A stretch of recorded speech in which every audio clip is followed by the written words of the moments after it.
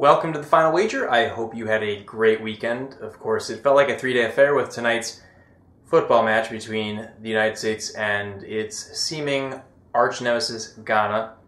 Finally, that curse is broken. But in domestic affairs, we have Katie looking for her third win. And she's got the lead against Andrea and Andrew, two very similarly named players, which is surprising to me. We will start with first and second, Andrea and Katie. If Andrea doubles up, she's going to have 23,600. So to cover her, Katie will need to wager 10,600. If she's wrong with that wager, she's going to be left with 2,400. So to stay above her, Andrea can wager up to 9,400. Andrew up to 3,200. All right, now we look at second and third, our two AW players. Andrew doubles up. He's going to have 11,200. So that means that Andrea, to stay above that, can wager up to 600.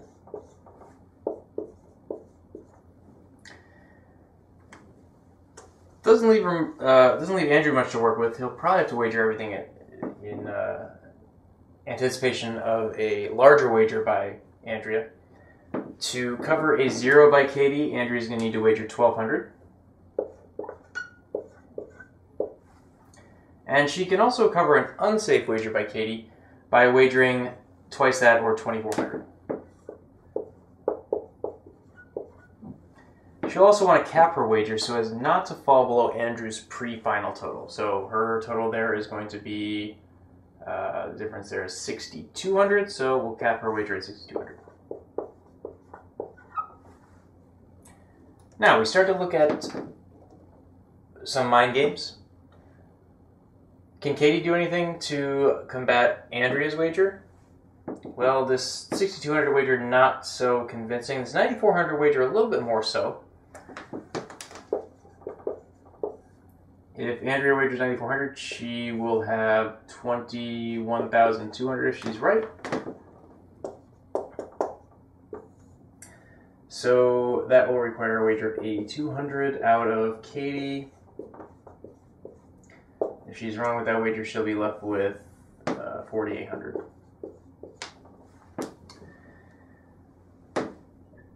What does that mean for our other players?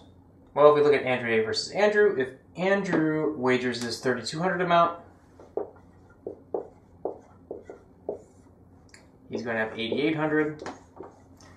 And that's 3,000 less than what Andrea has, so maybe Andrea also considers wagering up to 3,000. But of course, Andrew could also consider wagering everything so as to knock out this wager here and this wager here. In fact, I would say that's his best wager. One final thing we can look at is Andrea and Katie. If Andrea wants to wager the 600 and Katie thinks she'll do that, make 12,400, so the difference there is 600. All right, here's my analysis, and let's see now what our players actually did. Well, Alex made a prediction here, and we'll see if he's right. Andrew, in third place, got it correct and wagered 3,000. Not a bad wager. Over to Andrea, who also got it right and wagered 10,000, which I don't like at all. Over to our champ, Katie, who completed the trifecta and wagered 5,000. So she'll finish in second place. Andrea's our new champion, and some of you might be wondering whether that 5,000 was just a random number that she picked out of thin air. The answer is, I hope, no.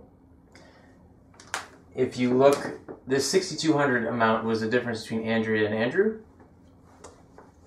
If Andrea gets it right with that amount, she will have 18,000.